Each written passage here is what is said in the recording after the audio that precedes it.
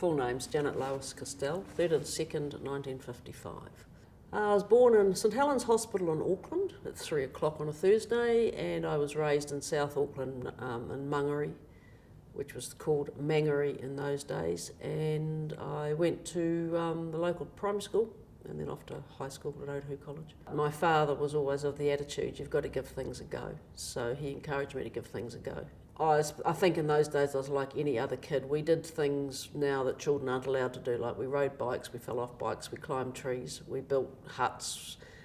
We were trusted to go off in a group and be by ourselves for hours on end without adults. So you learned a bit of common sense, you learned to take risks, you learned what happened when the risk was too great and you got hurt.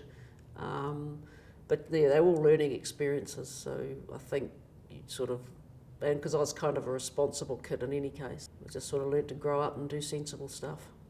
You've got to remember I'm 63 now, and women weren't really expected to have many aspirations when I was at high school. I, as a fifth former, was told not to bother doing school cert because I was too dumb by a guidance counsellor, but I did school cert, UE, and went to university. The opportunities were really limited for women in those days. You could either be a nurse or a school teacher, and that was about it. So I went to university with the intention of being a school teacher. I did one section at a school, one holidays, and I decided very quickly that school teaching was not for Janet. I think I probably would have ended up in jail because I probably would have killed somebody. At the end of my university, I started looking around for other options, and territorials were then accepting females into the territorial force. So I joined the territorials, and that sort of led to my army career, although my first preference was to be a police. I actually wanted to join the police force.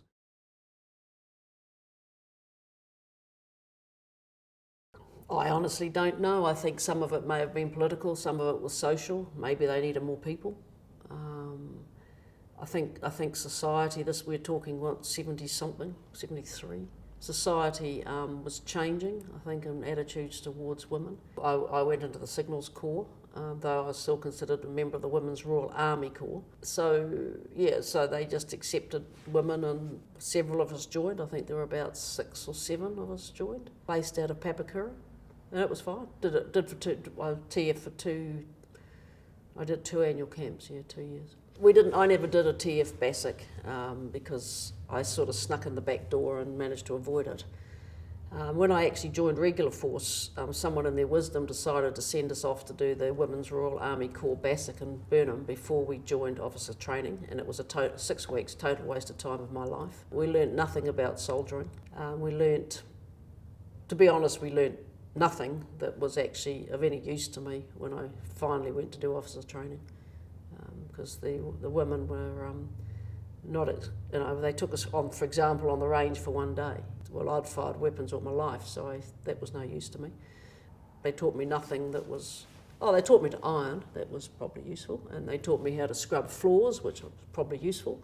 They, I think, created a huge disdain in me for Women's Royal Army Corps and what the women were, which was grossly unfair on my part, but I wanted to join the army. I wanted to be a soldier and an officer. I didn't want to be a flower arranger, and that's essentially what they were at that stage. Except for the soldiers, and I'm talking about the officers there. The soldiers were different. The female soldiers did real jobs and real critical jobs within the military. They did real work, but the officers, the ones I came across at that time, I didn't have much respect for or time for. From soldiers' perspective, they didn't care as long as you were competent, as long as you could do your job, and as long as they could trust you to be there when they needed you, basically. I think one of the biggest problems we had was the wives. Wives some wives were great, other wives were really unpleasant, especially when I became an officer, because they saw you getting jobs that they expected their husbands to get. They allowed women to, I think they did 6 months training with the guys, and I'm talking about officer training because I went straight in as an officer cadet. I think they did 6 months, and that was on the pre-Portsea course, and there was a group of ladies that went through that, 2 of whom I'm still in touch with. And then in 1977, they decided that we could go and do a full year's training with the guys. And in July of that year, the Women's Royal New Zealand Army Corps was actually disbanded as a corps. So which then meant that we could go and join we were limited into which corps we could then join. We couldn't go into any of the teeth arms like infantry or armoured or artillery. We could join things like signals, ordnance, medical, transport, which was the other options. It was a very long year. We started off by doing 6 weeks BASIC in Burnham, which was the old RAC BASIC, which I've already said was, to me, a waste of time. We then went up to Wairuru. There was myself, a lady called Chris Welsh. We got to Wairuru to discover the guys who we joined had already done 6 weeks of like shooting and navigation and everything else. So we were immediately behind the 8 ball to start with. But we got into the training. It was a novelty for everybody, I think, including us.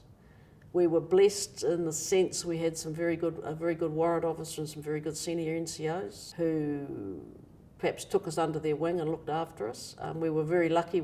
The guys we trained with was only 4 of them. There's only 13 of us in the class, and they were good guys. One in particular, a chap called Brian Ralph. He was a bit of a rock actually. He sort of kept things in perspective, I think, for all of us. And so the training, academically, it wasn't challenging. Physically, it certainly was, because there was no, weight training wasn't in those days. Training in the gym wasn't in vogue, so it was quite hard. And as a result, a number of us are now probably permanently damaged. And we were trained by chaps who were all ex-Vietnam veterans. They weren't hard, they were demanding. They expected you to get it right because they knew if you didn't what happened. They knew the consequences. And I thank them for that now, because a lot of the lessons they probably didn't even consciously teach, I actually picked up on. I mightn't have been a great infantryman, but they taught me a whole lot of other stuff that actually served me well in the rest of my career. Probably 25% in the classroom, the rest was in the field. And of course in the field meant Wairuru predominantly. Which is such a joyful place to be in the field. I don't think we ever had an exercise where it didn't snow or sleet or do both at the same time. It was very cold. The equipment we had in those days was appalling. It wasn't any fun. It certainly confirmed that I wanted to go to signals because, it was a little more comfortable. I spent some time, I commanded I commanded one signal squadron in Papakura, which was the brigade signal squadron. And then I went on to command 4th Signal Squadron, which was a 4th Signal Squadron, which did a totally different job. And then after that, I got posted to Australia for 3 years and worked in an intelligence-based unit over there for 3 years. Came back, went to Wellington for 3 years, doing a very interesting job in the intelligence world. Got promoted out of that job as a lieutenant colonel, and I became responsible for army personnel in the generic sense. I was responsible for promotion and postings of people of all corps of the whole army as the G1 PERS under General Tony Burks. And then I got asked if I was interested in becoming the Commandant of the Officer Cadet School of New Zealand, which is based in Wairuru and still is. Which came as a bit of a surprise because I didn't think I'd get it. But I got it, took the job, and I spent 3 years in that job. I didn't have many opportunities to deploy because I seemed to always be at the wrong rank bracket or doing a job that people wanted me to keep doing while other people went overseas. I went to Bougainville. I was deployed to Bougainville when New Zealand first went in under with Roger Mortlock as our commander. We were the truce monitoring group, monitoring the truce that had been established that signed up in Christchurch. I had no expectation of going because I was sitting at my desk and I was told at 10 o'clock in the morning that I was going on a flight the next morning. So I had a bit of a scramble to get myself organised to go. And we did 3 months, I think, 3 and a bit months there, at an interesting time when people were just trying to get used to the idea of peace. And it was interesting. I think I enjoyed it. I got a lot out of it. Still made some friends amongst the Bougainvilleans who I still have today. And would dearly love to go back sometime. My first job I was taken over, I was extracted to go and do was to keep an eye on the Australians, basically, to see what they were up to see how much manpower they actually had on the island, and that was my job. That sort of evolved from that because I decided there was something else to be done, and that was to work with the women of Bougainville, the Bougainvillean ladies, because they'd had a pretty tough time during the crisis. I very quickly worked out that the traditional power in Bougainville resides with the women, not the men, and that had kind of been missed by a number of people, including, I suspect, Roger. And so I started visiting places, talking to ladies about the crisis, about the peace, what they wanted out of it, trying to support them to get to meetings that they needed to attend, because the tyranny of distance and terrain is huge in Bougainville. So it was quite tricky.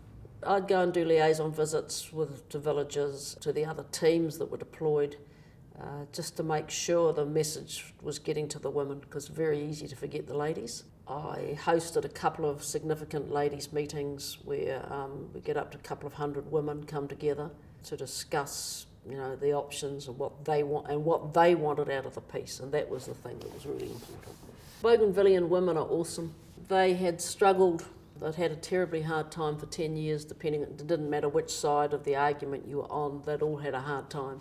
They'd gone from being a very well-educated, well-medicated nation to really living in really quite difficult circumstances and very unsafe circumstances for women. It was very unsafe for ladies over there. But what they had was they had tenacity. They were intelligent. They had tenacity. And they had a very clear vision of what they wanted and what they hoped to achieve, and they were pretty easy to work with, or work for, whichever way you want to look at it. I found that I got on very, very well with all of them, I think.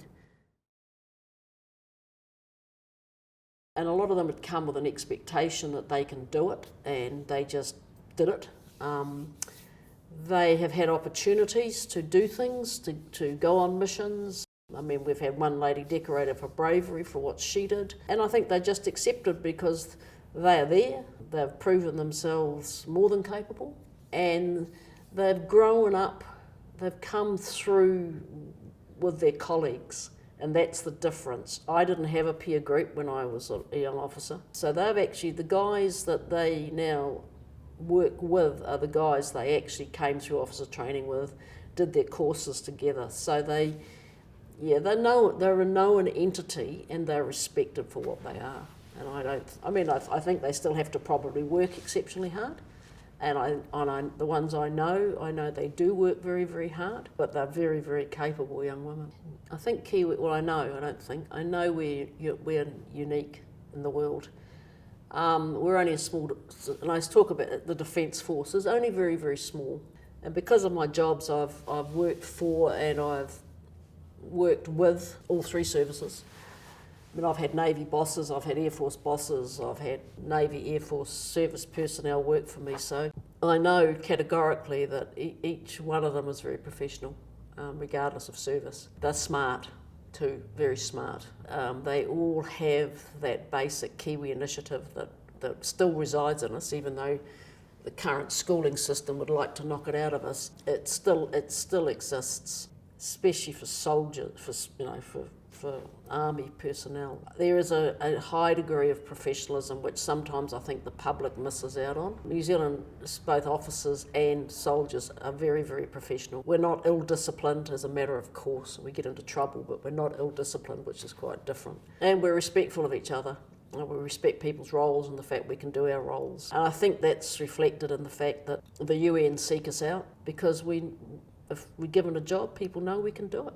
And we are unique. I think we are unique. We have a different attitude towards each other. I think we have perhaps a closeness that doesn't exist in other militaries. And a strange, reluctant affection for each other, which serves well.